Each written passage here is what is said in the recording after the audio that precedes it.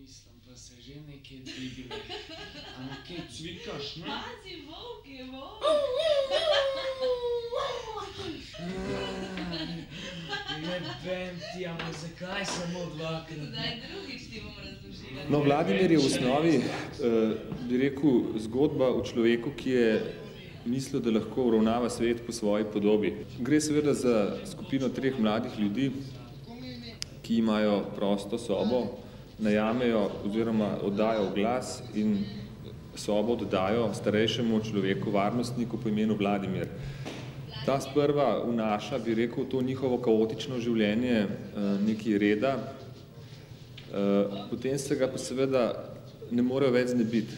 Skratka, stvar gre čez vsako mero in seveda na koncu izbruhne nasilje.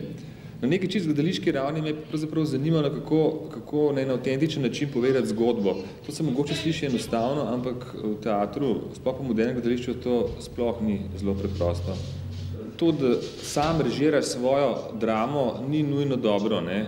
Ker ko pišeš, imaš nek določen vzorec, ki ga pa treba potem seveda popolnoma na novo preveriti v prostoru. Naj povem sam primer, ne? Seveda, ko sem pisal igro, sem imel pred sabo stanovanje in to mi je zadoščalo, ne?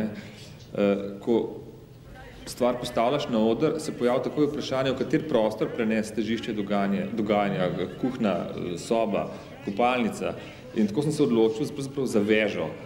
Veža se mi zdela zanimiva zato, ker v veži nihče ne prebiva, se pa vsi tam na nek način srečujejo. Skratka, to je nek prostor, kjer se ljudje srečujejo na poti iz kopalnice v sobo, iz sobe v kuhinjo in tako dalje. Na nek način me je seveda zanimal ta problem nekega modernega, urbanega, mladega človeka. Danes sem tukaj, ki seveda se srečuje z milijonom problemov in seveda poskuša v tem svetu preživeti. Zanima me problem nasilja. Moto, bi rekel, igre je, da obstaja okoliščina, v katerih lahko vsak človek postane nasilen. Kje je ta meja? Skratka, kaj se mora zgoditi, da človek odreagira na tak način, kot odreagira? Mislim, to so bili, bi rekel, osnovni problemi, s katerimi smo se ukvarjali pri tem študiju Vladimirja.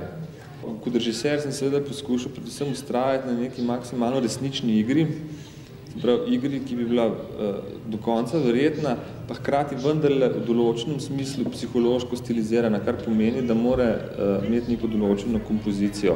Jaz namreč verjamem, da je za dramo, moderno dramo, bistven dialog. Dialog je tako kot notni zapis.